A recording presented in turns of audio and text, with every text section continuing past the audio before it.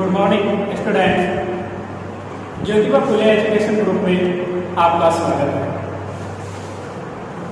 Geography के online class में यह तीसरी वीडियो है। इससे पहले दो वीडियो मानव मूल का अर्थ और परिभाषाएं विकास पहले जारी करेंगे। तीसरी वीडियो में अर्थात लेसन नंबर 2 पढ़ेंगे और इसमें विश्व की प्रमुख जनजातियों के बारे में चर्चा करेंगे। देखिए, विश्व की प्रमुख जनजातियों से पहले हम ये देख लें कि जनजातियां होती क्या है, कि जनजातियां कहते किसे हैं। तो लोगों का ऐसा समूह जिसके अंतर्गत उनके रीति रिवाज, परंपराएं, सांस्कृतिक कार्यक्रम एक जैसे हो। लोगों का समूह हो ऐसा जिसके अंतर्गत उनके सबके रीति रिवाज, परंपराएं और खान पान इत्यादि चीजें एक समान हो। और ऐसा समूह यदि बन जाता है तो उस समूह को हम जनजाति की संज्ञा देते हैं या जनजाति कहते हैं। तो विश्व में अनेक जनजातियां पाई जाती है। उनमें से हमारे सिलेबस के अकॉर्डिंग 4 जनजातियां हैं और 4 जनजातियों में हम 4 जनजातियों के अंतर्गत पहले हम एस्किमो जनजाति, बुशमैन जनजाति, गौड़ जनजाति और मीणा जनजाति के बारे में चर्चा करें। जनजाति के संदर्भ में एक विद्वान हुआ है कोवर ने कहा है कि प्राणी शास्त्र की अवधारणा के अनुसार उन्होंने कहा है कि शारीरिक लक्षण, कि शरीर के जो लक्षण है उनके अनुसार जैसे रंग है, रूप है, आकार है, इनके आधार पर एक विशिष्ट मानव समूह, एक मानव का समूह बने, विशिष्ट मानव समूह बने, तो उसे हम प्रजाति की संज्ञा दे सकते हैं। ये शारीरिक लक्षण उस मानव समूह में, ये जो शारीरिक जैसे आकार है, रंग है, रूप है, ये उनमें वंशानुक्रम अर्थात वंशानुक्रम पीढ़ी दर पीढ़ी स्थानांतरित होते रहे, कि पीढ़ी दर पीढ़ी ऐसा चलता रहे कि उनका आकार, रंग, रूप एक जैसा बनता रहे। पीढ़ी दर पीढ़ी, जैसे फादर का, उसके बाद उसके बेटे का वही आकार, उसी प्रकार का रंग, रूप इसी प्रकार का। तो कहने का मतलब एक समूह बन जाए उन लोगों का, और ऐसे समूह को कोवर विद्वान ने जनजाति की संज्ञा दी है। जनजाति है उसके अनुसार पृथ्वी के मूलवासी भी कहते हैं, जनजाति के लोगों को पृथ्वी के मूलवासी भी कहा जाता है। इन्हें चतुर्थ विश्व की संज्ञा दी गई है। विद्वानों ने इसे चतुर्थ विश्व की संज्ञा भी दी है। इनकी कुल संख्या 26 करोड़ है। जनजाति की संख्या यदि मानी जाए तो 26 करोड़ बताई गई है। और कुल जनसंख्या का, जो संपूर्ण विश्व की जनसंख्या है, उसका कुल जनसंख्या का मात्र 4% है। मात्र 4% है। विश्व में सर्वाधिक जनजातियां हैं।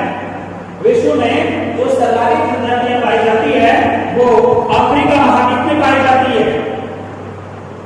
अफ्रीका महाद्वीप में विश्व की सर्वाधिक जनजातियां पाई जाती हैं। और उसके बाद में यदि कोई स्थान रखता है जनजाति के संदर्भ में, तो वो हमारा भारत है। अर्थात यूं कहें कि अफ्रीका के बाद में जनजातियों के संदर्भ में दूसरा स्थान भारत का है। प्रजाति शब्द का सर्वप्रथम जो प्रयोग है, प्रजाति शब्द का सर्वप्रथम प्रयोग है G.F. ब्लूमैन बेच ने 1775 में किया। जनजाति शब्द का सर्वप्रथम प्रयोग J.F. ब्लूमैन बेच ने 1775 में किया और मानव जनजातियों को 5 भागों में विभाजित किया। इन्हें 5 भागों में विभाजित किया उन्होंने।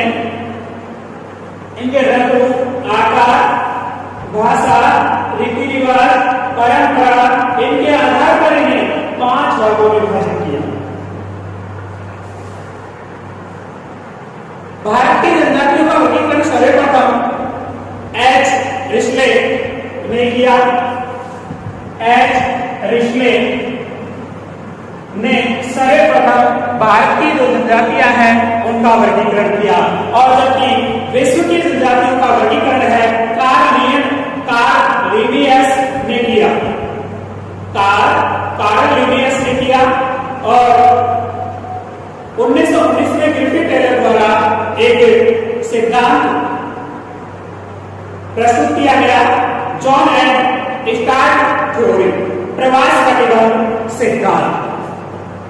जो जनजातियों से संबंधित है, जनजातियों के संदर्भ में उन्होंने इस सिद्धांत को प्रस्तुत किया।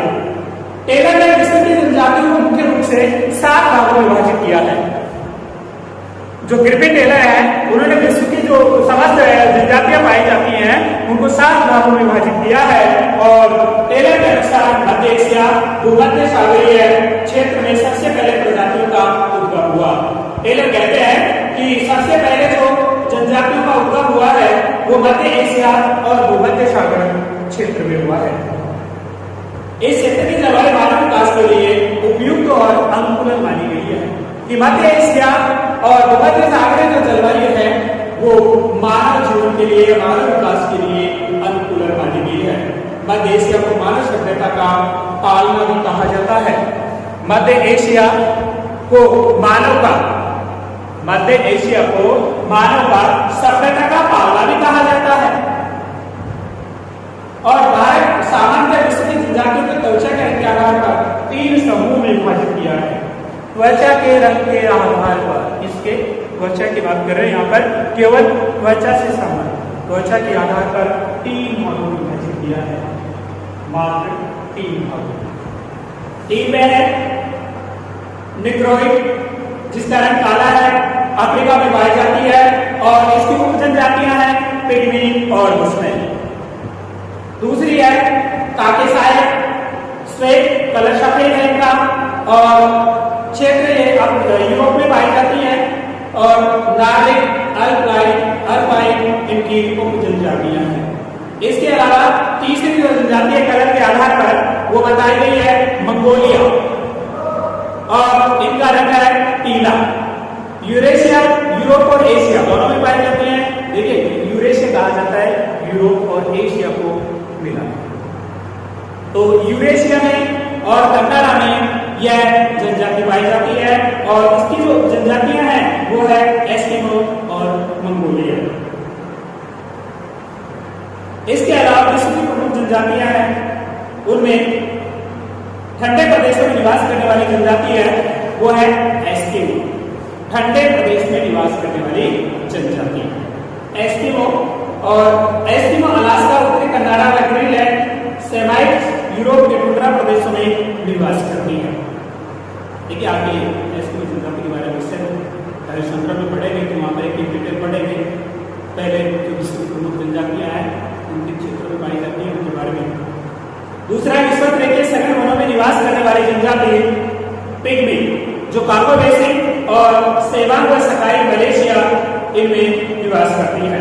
तीसरी है कालाहारी मरुस्थल, अफ्रीका का कालाहारी मरुस्थल है उसमें निवास करने वाली जनजाति है बुशमैन।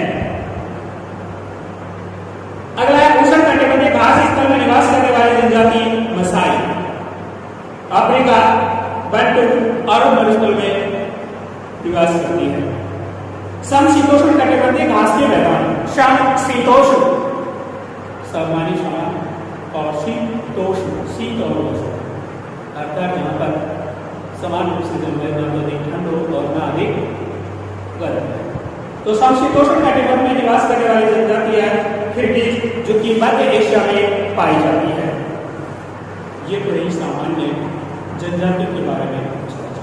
अब हम स्पेशली एस्किमो जनजाति के बारे में चर्चा करेंगे। एस्किमो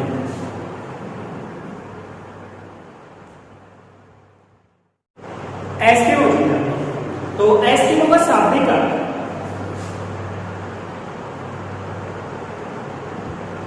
एस्किमो जनजाति, और एस्किमो का शाब्दिक अर्थ होता है कच्चा मांस खाने वाला। अर्थात हम कहें कि जो लोग कच्चा मांस खाते हैं उनको एस्किमो बताया गया है। एस्किमो का शाब्दिक अर्थ है कच्चा मांस खाने वाला। एस्किमो जनजाति मंगोल प्रजाति से संबंधित है। एस्किमो जो जनजाति है वो मंगोल प्रजाति जनजाति पाई जाती है। शुरुआत में हमने त्वचा के रंग के आधार पर जनजातियां पढ़ी थी, उनमें से ही उपजातियों की चर्चा की थी, और उपजातियों के अंतर्गत वापस से वही आ रहा है कि एस्किमो जनजाति है मंगोल प्रजाति से या मंगोल प्रजाति से संबंधित है। देखिए इनका शारीरिक की चर्चा करेंगे, शरीर कैसा होता है। तो शारीरिक रूप से अष्टपुष्ट होते हैं। शारीरिक रूप से एस्किमो जो लोग होते हैं अष्टपुष्ट पाए जाते हैं। त्वचा का रंग इनका पीला होता है।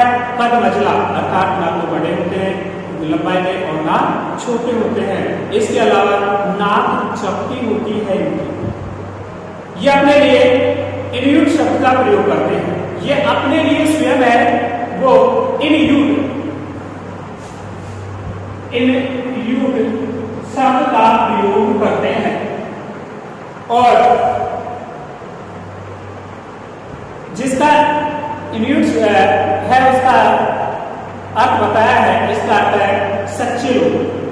एल्यूट इनकी भाषा है, एल्यूट इनकी भाषा है। इसका अर्थ है सच्चे लोग,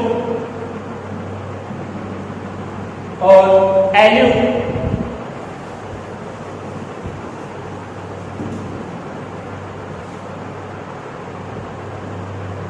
इनकी भाषा अर्थात एक भाषा में अपनी वार्तालाप करते हैं। ऐसे अपने प्रश्न मुद्रा के लिए विश्वविख्यात है, अर्थात ये हमेशा मुस्कुराते हुए प्रसन्न रहते हैं हमेशा। निवास क्षेत्र अर्थात एस्किमो जो लोग हैं ये विश्व के किन क्षेत्रों में निवास करते हैं। तो निवास में अलास्का है, उत्तरी कनाडा, ग्रीनलैंड एस्किमो लोगों का मुख्य निवास क्षेत्र है। अलास्का, उत्तरी कनाडा व ग्रीनलैंड इन क्षेत्रों में ये मुख्य रूप से निवास करते हैं। इनकी कुल जनसंख्या 10,000 है। इनका निवास क्षेत्र कठोर जलवायु का क्षेत्र है। इनके निवास क्षेत्र की बात करें तो अर्थात की जलवायु की बात करें तो कठोर जलवायु पाई जाती है, जहाँ वार्षिक तापमान 0 डिग्री सेंटीग्रेड से भी नीचे और शीत ऋतु बहुत लंबी पाई जाती है। या यूं कहा जाए कि 6 माह यहाँ की शीत ऋतु लंबी होती है। और वनस्पति का अभाव पाया जाता है।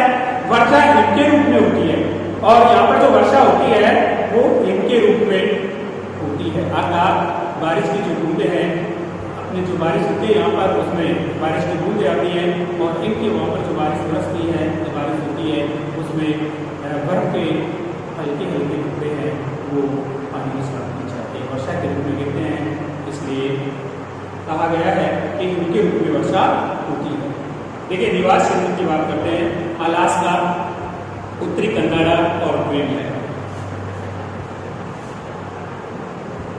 अलास्का, ग्रीनलैंड,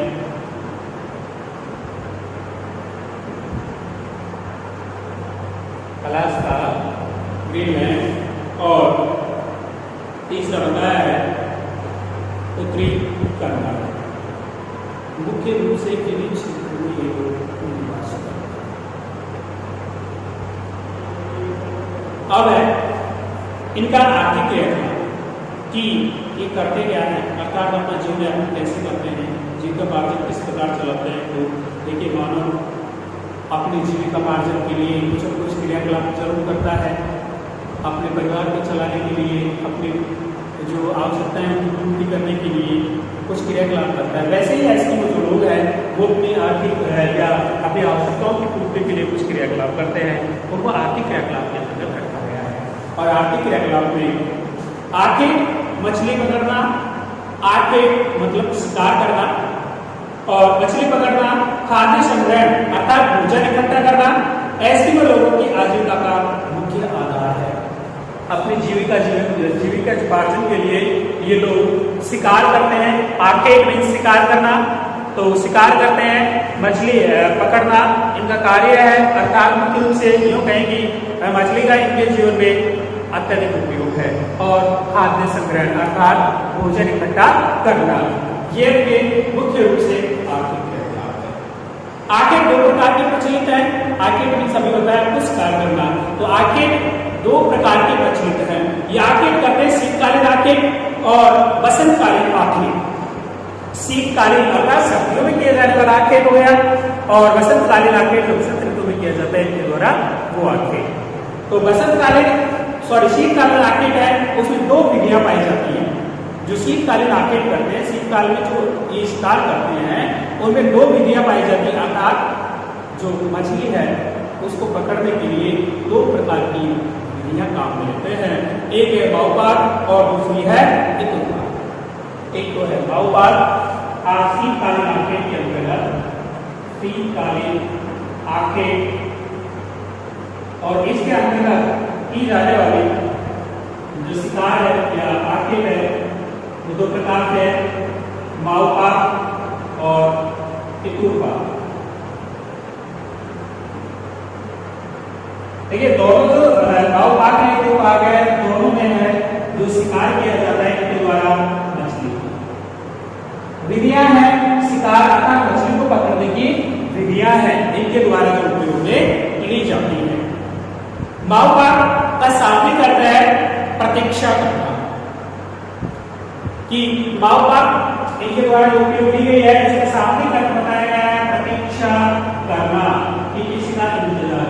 अर्थात ये लोग है जो मछली आने का वेट करते हैं, और आने के बाद हार्पून की सहायता से, हार्पून एक भालेनुमा हथियार है जो इस शिकार में काम लेते हैं। इनका जो हार्पून है इनका हथियार है शिकार करने का, जो एक भालेनुमा होता है। तो उसकी सहायता से सील मछली का शिकार उस समय किया जाता है जब सील मछली बर्फ में बने छिद्रों में श्वास लेने आती है। मान के चलिए कि ये क्षेत्र है, इसमें श्वास लेने के लिए मछलियां हैं ऊपर की ओर आती है, श्वास लेने के लिए ऊपर की ओर आती है। जैसे ही ऊपर की ओर आती है श्वास लेने के लिए, ये लोग इंतजार करते रहते हैं इस चीज का कि कब आएगी बाहर श्वास लेने के लिए, और जैसे ही वो बाहर आती है तो अपनी हार्पून नामक हथियार से उसका शिकार कर देते हैं। अर्थात उस मछली पर हार्पून नाम भालेनुमा जो हथियार है उसको उससे वार कर देते हैं और ये शिकार कर लेते हैं। दूसरा है इतुरपात। इतुरपात विधि में क्या होता है कि सील मछली है वो बाहर जैसे भोजन के लिए है बाहर आती है, इसमें हार्पून नामक हथियार है, इससे ही वार किया जाता है। दो छिद्र होते हैं, देखिए दो छिद्र बना दिए जाते हैं, एक में चारा डाला जाता है मछली के लिए और दूसरे में इंतजार किया जाता है जब मछली यहाँ आती है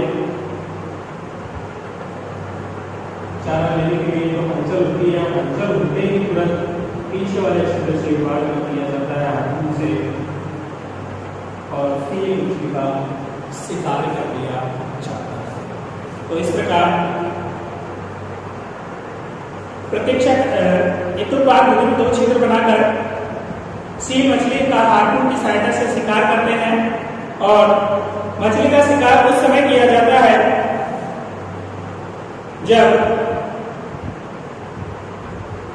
वो चारा जो दाना डाला गया है उसको खाने के लिए जब आती है। क्योंकि सील मछली में मांस,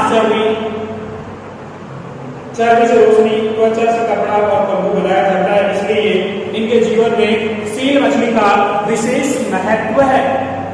सील मछली का इनके जीवन में विशेष महत्व रहा है, क्योंकि ये इनका उपयोग है मांस के रूप में करते हैं, चर्बी के रूप में करते हैं, त्वचा के कपड़े और जो वेशभूषा है कपड़ा उनके लिए भी करते हैं। इसके अलावा तंबू बनाया जाता है।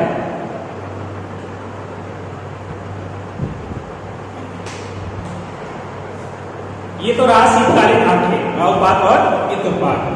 अगला है बसंतकालीन आंखें, कि बसंत ऋतु में भी इनके द्वारा जो आर्थिक क्रियाकलाप किया जाता है उसमें आर्केट है, और आर्केट में बसंतकालीन आंखें। यह आर्केट उपटोक विधि द्वारा किया जाता है। देखिए अब तक इसमें दो विधियां थी, शीतकालीन में और बसंतकालीन में उपटोक विधि।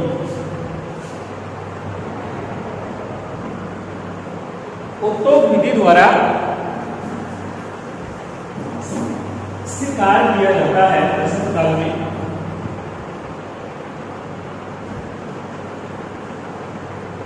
उपटोक विधि क्या है कि इसमें शिकारी कुत्तों की सहायता से, रेंडियर होते हैं इनके कुत्ते, वहां पर इनके पालतू कुत्ते होते हैं रेंडियर जो कुत्ते हैं, तो उन कुत्तों की सहायता से ये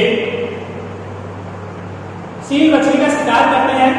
परिवहन के लिए चमड़े से बने नाव, परिवहन के लिए यदि शिकार करने के लिए जाते हैं तो परिवहन करते हैं, और परिवहन के लिए नाव का प्रयोग करते हैं, और नाव को कयाक कहा जाता है। इनकी जो इनके द्वारा नाव उपयोग में ली जाती है उसको कयाक कहा जाता है।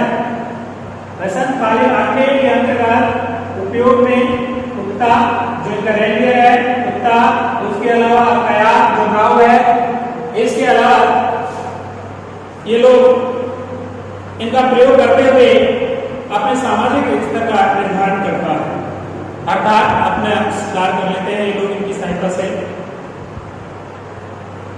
और रेंडियर जो कुत्ता है इनका, वो सामाजिक संपत्ति व सामाजिक स्तर का निर्धारण करता है। जिसके पास रेंडियर कुत्ता पाया जाता है कहा जाता है कि समाज में उनका स्थान ऊंचा होता है, और संपत्ति का निर्धारण करता है। यूं कहा जाए कि धनी वर्ग का या धनी वर्ग के लोगों के पास रेंडियर कुत्ते पाए जाते हैं, अर्थात इनका निर्धारण किया जाता है। आगे है भोजन।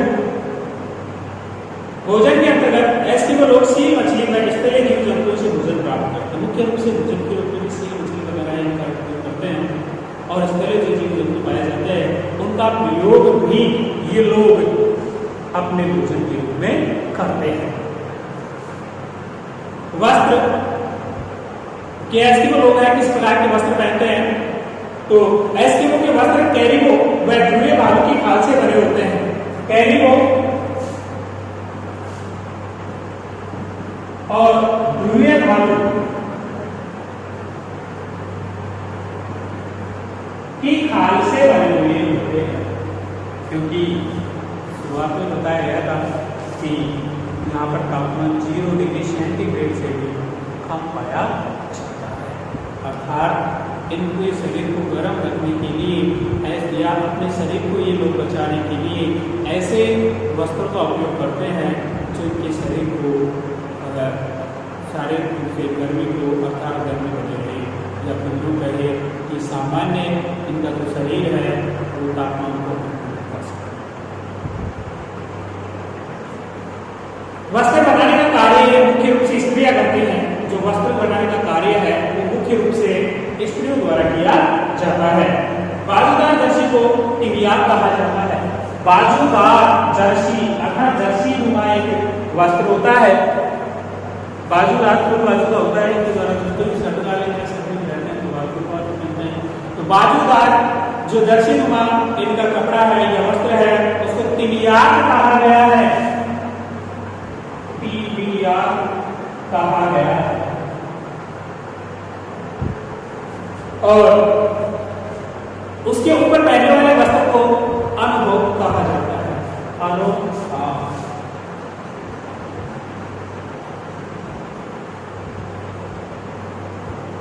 जर्सी नुमा, टिबियाक और अनुभव पीछे वाले।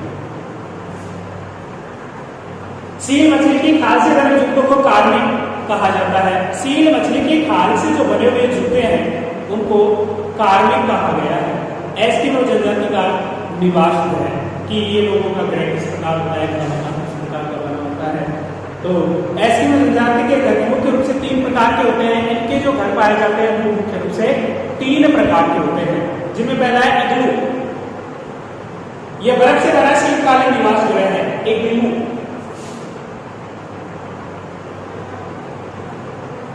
शीतकालीन निवास है जो बर्फ से बना हुआ होता है। किससे बना होता है? बर्फ से। ध्यान रखना इस चीज को। कर्मक, ये वे मछली की हड्डियों से बना होता है। कर्मक में इनका निवास गृह है।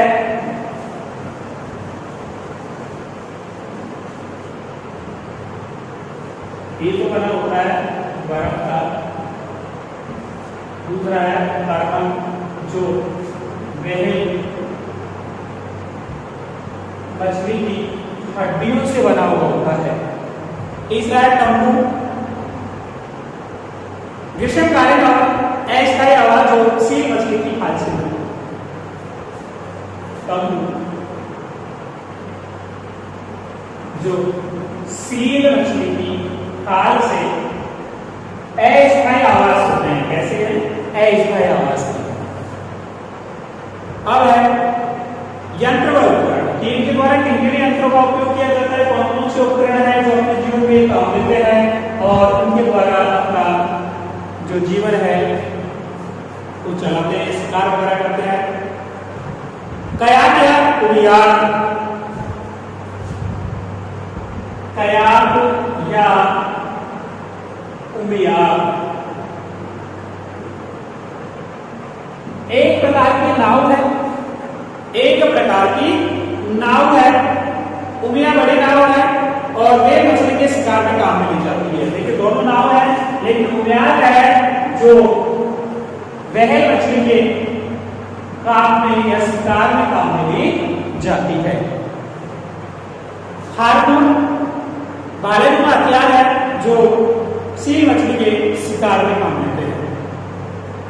स्लेज वालस मछली की हड्डियों से बनी बर्फ पर चलने वाले बिना पहियों की गाड़ी, अर्थात शॉर्ट में गए बिना पहियों की गाड़ी है स्लेज, जिसे रेंडेर कुत्ते हैं वो खींचते हैं, जो कि शिकार में सहायता करते हैं। समाज और संस्कृति, इनका समाज किस प्रकार का पाया जाता है, संस्कृति कैसी है इन लोगों की?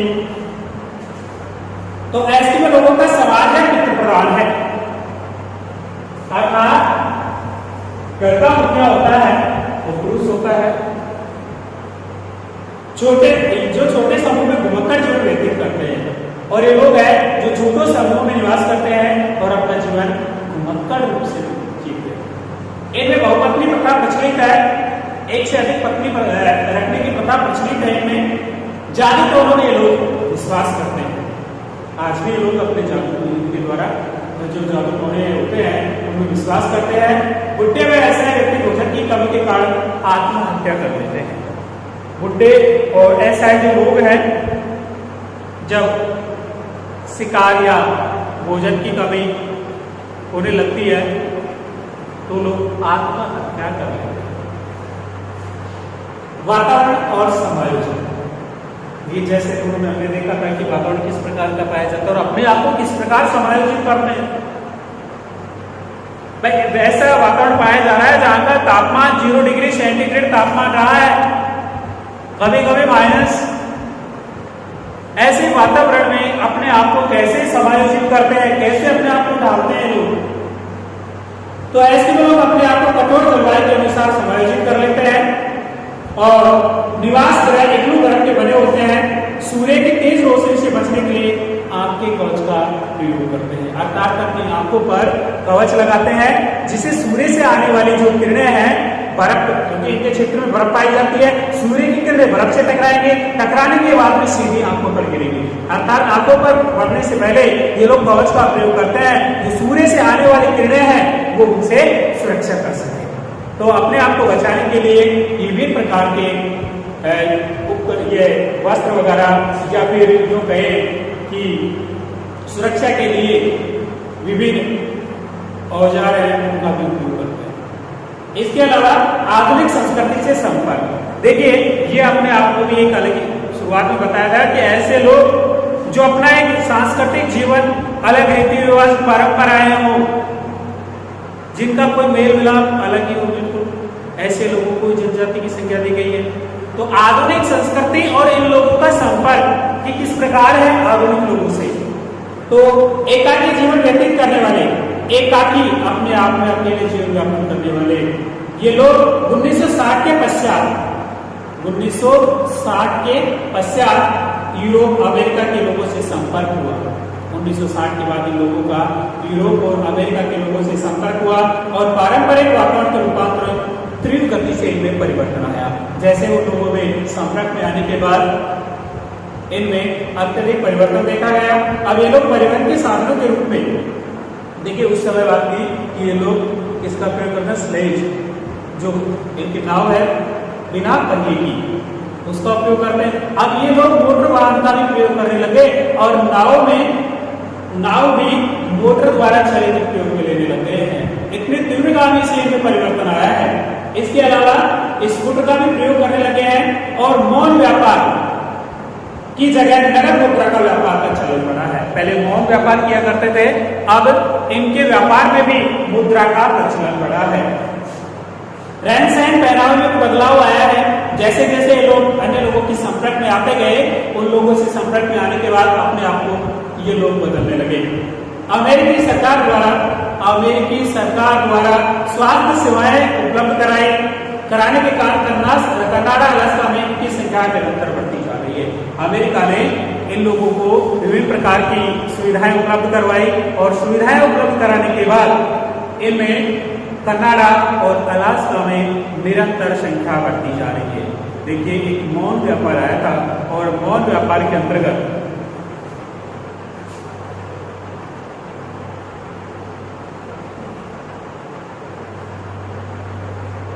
एक जनजाति पाई जाती है जिसके अंतर्गत व्यापार किया जाता है और व्यापार में इस प्रकार किया जाता है कि आधुनिक लोगों से इनका कोई संपर्क नहीं होता है। ये अपने आप में अलग है और अपने आप में अलग रहते हुए इनको जो आवश्यकता पड़ती है वो रात के समय जाते हैं और बाहर वाले जो अन्य लोग हैं उनके संपर्क नहीं है। लेकिन जब इनकी आवश्यकता होती है तो अपने द्वारा उत्पन्न की गई है अपने पास जो वस्तु है उसको रात के समय आकर के आते हैं और ये जो लोग हैं अन्य आधुनिक संस्कृति वाले ये सामान को या इनके द्वारा रखी गई वस्तु को ले जाते हैं और इनके पास जो वस्तु है इसको ये वापस इनके लिए उपलब्ध करवाते हैं। अर्थात ये रात को रख के आते हैं, ये सुबह ले जाते हैं, ये शाम को रख के आते हैं, पुनः रात को रख के ले जाते हैं। इस प्रकार के इनके लिए व्यापार किया जाता है। इस प्रकार एस्किमो जनजाति आज हमारा टॉपिक था और कंप्लीट हुई। कल हम उसमें जनजाति के बारे में